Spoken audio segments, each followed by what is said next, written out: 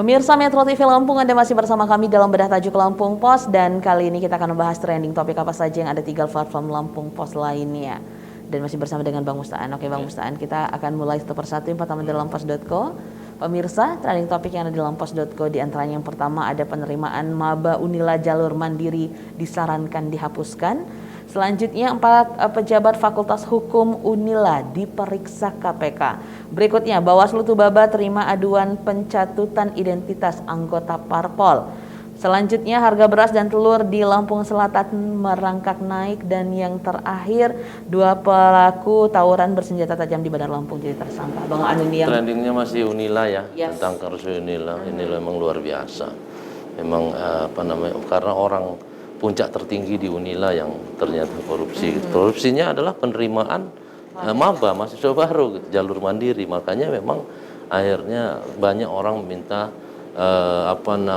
evaluasi jalur mandiri itu seperti apa. Padahal jalur mandiri ini awalnya diselenggarakan itu tujuannya adalah untuk menghimpun dana masyarakat untuk pengembangan institusi pendidikan, sama seperti dibentuknya komite sekolah. Komite sekolah itu adalah tujuannya adalah salah satunya mereka diminta untuk menghimpun dana masyarakat yang berkelebihan di sekitar sekolah untuk bisa sama-sama membangun sekolah itu gitu, sekaligus untuk makanya zonasi itu mereka menerima anak-anak di sekitar sekolah yang bisa. Nah, ini perguruan tinggi yang jalur mandiri itu seperti itu juga ada namanya SPI, sumbangan pembangunan institusi. Itu memang masuk ke kas negara atau kas institusi, kas perguruan tinggi. Salah satunya adalah untuk pengembangan universitas itu dengan membangun fasilitas, mungkin membangun segala macam untuk kepentingan pendidikan itu sendiri gitu. Oke. Namun ternyata di balik setelah SPI itu dimanfaatkan mereka juga untuk mencari uang di situ gitu, dengan alasan akan diluluskan dengan jalur ini gitu. Oke, memang perlu evaluasi. Padahal jalur mandiri ini harusnya tes juga, ditentukan oleh tes juga. Dites ulangnya mungkin. Oke, Bang, kita beralih dari berita pilihan yang ada di lampungpos.id. Diantaranya ada investigasi menyeluruh jalur mandiri. Berikutnya ada Kapolri mutasi 24 personel. Selanjutnya capaian kinerja KPK dinilai menurun. Berikutnya ada Ronaldo dan Messi dekati rekor ikuti 5 edisi Piala Dunia. Dan yang terakhir 69 orang laporkan pencatatan identitas. Nah ini ya, memang itu baik di online atau di cetak, kita digital.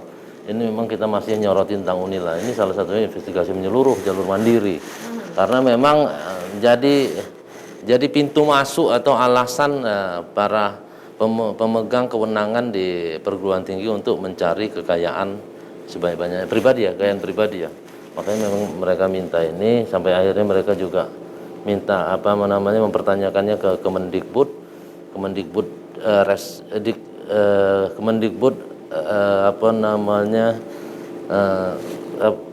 Jakarta, bahwa jalur mandiri ini bagaimana kalau dihapuskan saja gitu, atau bagaimana skemanya dibuat tidak langsung menyentuh tentang uangnya kan gitu ya.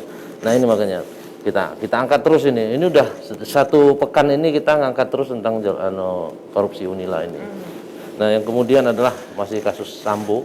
Ini berkaitan sama kasus Sambo, 24 personel dimutasi, personel polisi mutasi, mulai dari Kombes sampai Tamtama sampai Barada, itu semua dimutasi jadi di Yanma, pelayanan markas itu kita kurang paham juga ya, tapi seperti mereka ya siap-siap untuk melayani semua bagian di Mapolri, Mabes Polri, Mapolda atau gitu, kurang apa segala mereka yang membantu mungkin gitu ya.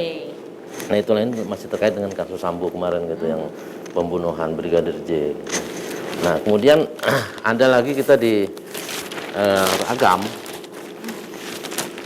Di berita ragam kita tentang capaian kinerja KPK dinilai menurun.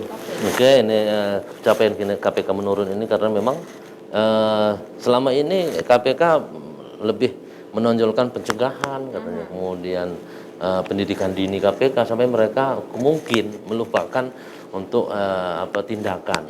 tindakan alangkah banyak kemarin yang tindakan akhirnya diambil oleh kejaksaan, misalnya korupsi lahan hutan 74 triliun itu ternyata kok nggak KPK yang ngambil. Nah itu makanya dilihat mereka akhirnya seperti menurun gitu.